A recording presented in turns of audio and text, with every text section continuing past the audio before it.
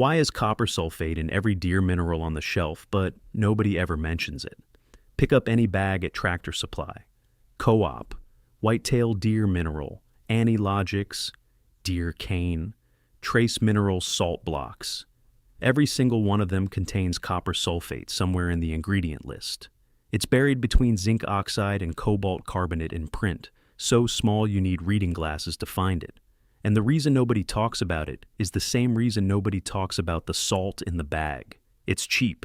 A 1-pound bag of copper sulfate pentahydrate costs about $8 at any hardware store, and 1 pound contains roughly 80 doses at the concentration deer need.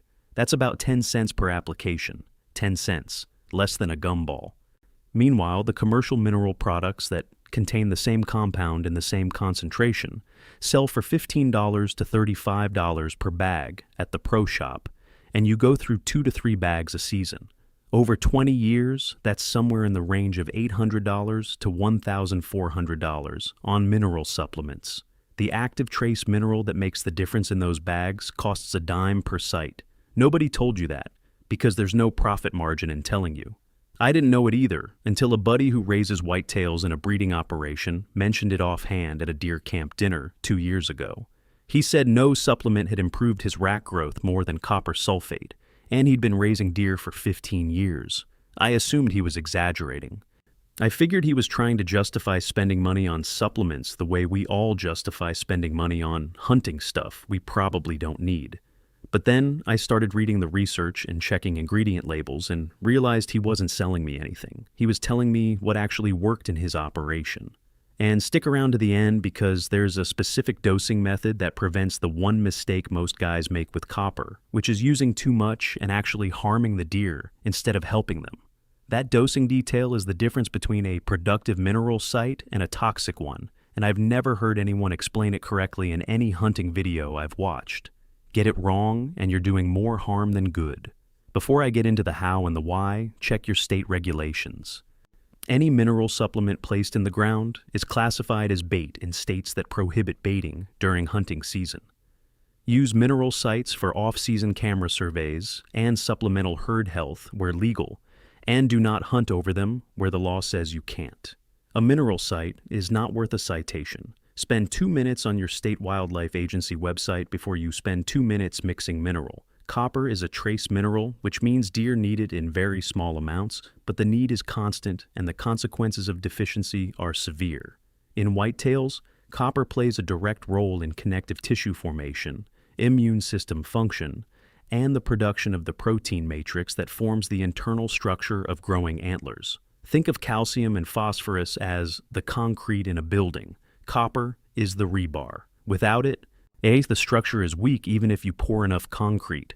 A buck that's getting adequate calcium and phosphorus from a di-cal mineral site but is copper deficient will still grow antlers below his genetic potential because the structural framework those minerals attach to is compromised. An Archery Talk poster who uses Kent 365 beef mineral specifically called out manganese and copper as the 2 trace minerals most important for growth points and cartilage formation in deer. A Deer Builder Forum poster, whose friend raises whitetails in a breeding operation, said copper sulfate was the single supplement that produced the most noticeable improvement in rack development across his herd over multiple years. And New Zealand red deer farmers, who have been managing antler genetics longer than anyone in the world, use copper oxide boluses, which are slow-release copper capsules forced into the rumen to ensure their stags maintain adequate copper levels during the velvet growth period. That's not folklore. That's a managed livestock industry spending real money on copper because the data justifies it. If copper didn't produce measurable results, the New Zealanders wouldn't use it. Those guys don't waste money. The reason most deer properties are copper deficient isn't complicated. Copper availability in soil varies wildly across the United States. Sandy soils, heavily leached soils, and soils with high pH tend to lock up copper in forms that plants can't absorb. The deer eat the plants but don't get the copper because the soil never delivered it to the vegetation. Your deer could be walking on the copper-deficient ground their entire lives, and you'd never know it without a soil test. Most hunters never test their soil for trace minerals. They test for pH and lime when planting food plots, but nobody checks copper levels. A Deer Builder poster pointed out that copper and selenium benefits depend entirely on what's already in your soil. In areas where the soil is naturally copper-rich, adding more won't do much. But in areas where it's deficient, which includes large swaths of the Great Lakes region, the southeast coastal plain from the Carolinas through Florida, the sandy soils of the upper Midwest, and much of the Ozarks, supplementing copper at a mineral site fills a gap that calcium and phosphorus alone cannot. The commercial mineral companies know this. That's why copper sulfate is in every formulation on the market. They just don't charge you 10 cents for it. They wrap it in a $25 bag with a deer on the label and let you assume you're paying for something proprietary. That mineral chemistry, the specific trace elements that drive antler development and herd health beyond what calcium and salt alone can provide, is what I organized into the Buck Hunter's Bible, along with 76 other tricks, 90 pages, every trick with the biology behind it, scent control, attractant chemistry, stand placement, rut phase tactics. Reference card in the back for the stand. Links in the description below. QR code on screen. The application is where most guys are going to mess this up if they don't pay attention. Copper sulfate pentahydrate is a bright blue crystalline powder that dissolves in water. You can find it at hardware stores sold as root killer or algae control for ponds. A 1-pound bag runs about $8, and for a deer mineral site, you need roughly 1 tablespoon per site per month, about ½ ounce, which is roughly the volume of a large marble. That's it. 1 tablespoon mixed into your existing mineral lick. Do not use more. This is the part where copper is different from calcium or salt. With calcium and phosphorus, the deer's body excretes what it doesn't need through urine. A deer can't really overdose on dical because the kidneys flush the excess. Copper doesn't work that way. Copper accumulates in the liver over time. A small amount supports immune function, connective tissue, and antler growth. Too much causes copper toxicity, which damages the liver and can kill the animal. Cattle ranchers know this because sheep are extremely sensitive to copper. A mineral mix formulated for cattle will kill sheep if they eat it. Deer are somewhere between cattle and sheep in copper tolerance, which means they can handle trace amounts, but not much more. The safe range for deer mineral supplementation, and this is critical, so pay attention based on what captive deer operations and New Zealand red deer farms use, is in the neighborhood of 1,000 to 2,000 parts per million of copper in the total mineral mix. For a typical homemade mineral site using the dical and trace mineral salt recipe I've covered in other videos, 1 level tablespoon of copper sulfate pentahydrate mixed into roughly 10 pounds of your mineral blend, about the volume of a large bag of sugar, puts you in that safe range. Refresh monthly. Or do not double it because it looked like it wasn't enough. Do not dump a handful in because you figure more is better. The deer will consume whatever you put in the ground, and their liver will accumulate it, whether it's a safe dose or a dangerous one. I'll be direct. I was nervous the first time I added copper to my mineral sites. I measured with a kitchen tablespoon, and I still second-guessed myself. So I called a wildlife nutritionist at a feed company who formulates commercial deer mineral and asked him point blank whether 1 tablespoon of copper sulfate per 10 pounds of mineral mix was safe for free-range whitetails. He said that concentration was within the range used in every commercial product on the market, and that the risk of toxicity at that level was functionally 0 for deer visiting a lick site intermittently, which is how free-range deer use mineral sites, as opposed to captive deer eating from a trough daily. That calmed me down, but I'm still careful with it every single time I mix a batch. And you should be too. This is not a product where you eyeball the amount. Use a measuring spoon. The method I use is to dissolve the tablespoon of copper sulfate in about a quart of warm water, roughly the volume of a large water bottle. Stir until the crystals are fully dissolved, and pour the blue solution directly into the center of my mineral site, where I've already mixed the dical and trace mineral salt into wet soil. The water distributes the copper evenly through the soil matrix, so no deer gets a concentrated dose from one spot. I tried sprinkling the dry crystals on top my first season, and the problem was obvious. The blue crystals sat on the surface in visible clumps. Deer either avoided them or consumed concentrated pockets, neither of which is what you want. Dissolving first is the only application method I'd recommend. I learned that the hard way, and wasted a full dose watching the blue crystals sit untouched for 2 weeks before rain finally washed them into the soil. You've probably seen your dical and salt mineral site get hit by deer that dig down into the soil and consume the mineralized dirt itself. Same thing happens with copper. Once the dissolved copper sulfate leaches into the clay or soil, the copper ions bind to soil particles the same way calcium and phosphorus do. The deer consume the dirt, and the copper comes with it at a safe, distributed concentration. On my cameras, I couldn't distinguish between a site with copper added and a site without based on visit frequency alone. The deer hit both at roughly the same rate through the summer. What I could see over 2 seasons, and I want to hedge this because it's anecdotal and 2 properties is not a study, was that the velvet antler development on bucks visiting the copper supplemented site appeared more consistent. Beam lengths across the 2.5 to 3.5-year-old age classes looked more uniform than what I was seeing at the control site. The 2.5-year-old bucks at the copper site had beams that looked closer to what I'd expect from a 3.5-year-old on the control site. Could be genetics, could be coincidence, could be the copper. I don't know for certain, and I'm not going to pretend that 2 camera sites on one property proves anything.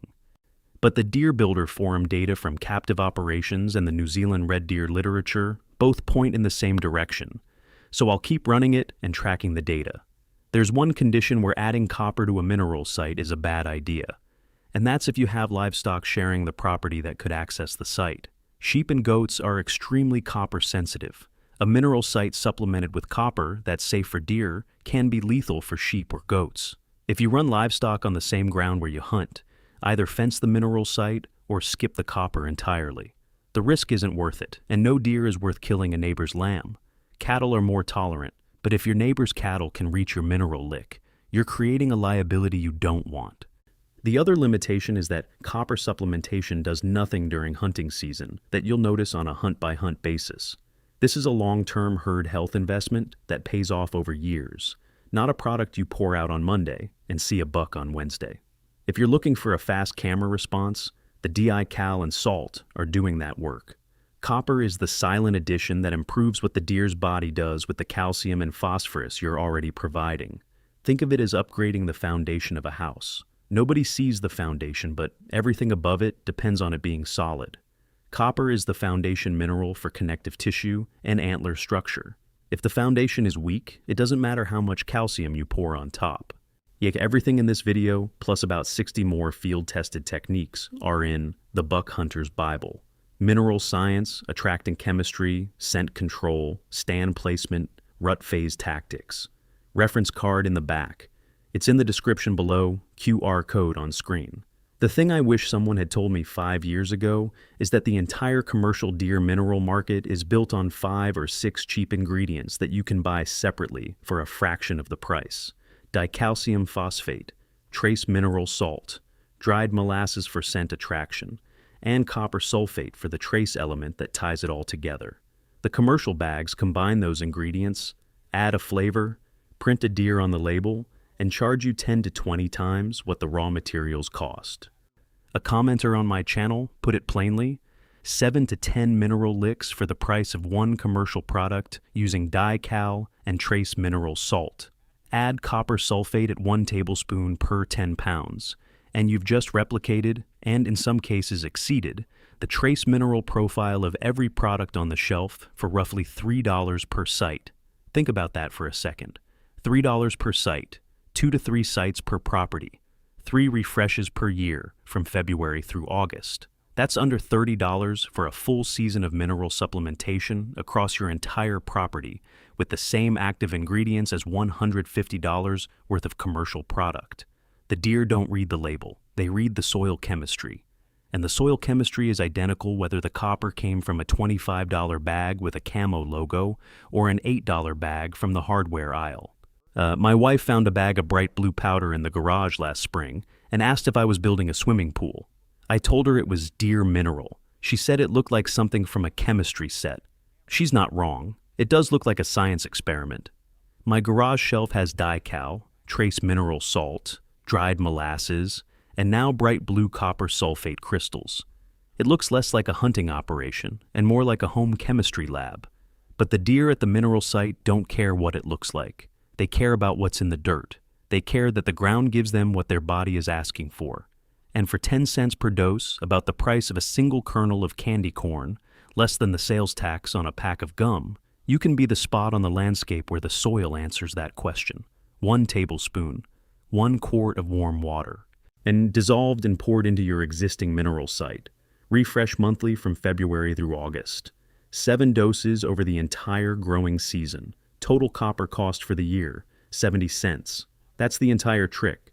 10 cents, 10 seconds, and a trace mineral the commercial companies have been charging you $25 a bag for your entire hunting life. The bucks on your property have been copper deficient and you didn't know it. The commercial mineral companies knew it. They just charge you a premium to fix it. And the worst part is that most commercial mineral products don't even contain enough copper to make a difference. I checked 6 labels at Tractor Supply last spring. 4 of them listed copper sulfate, but at concentrations so low it was functionally decorative, just enough to put it on the ingredient list. Ain't not enough to actually improve antler structure or immune function. The products that do contain meaningful copper levels are the ones formulated for cattle, like Kent 365, because cattle ranchers demand results from their mineral program. Deer hunters accept a camo label and a promise. You can fix it yourself for a dime. 1 tablespoon, 1 quart of water, monthly from February to August. Add it to the mineral mix you're already running. The deer won't know you changed anything, but their antlers will.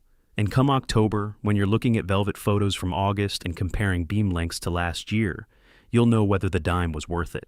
I already know my answer.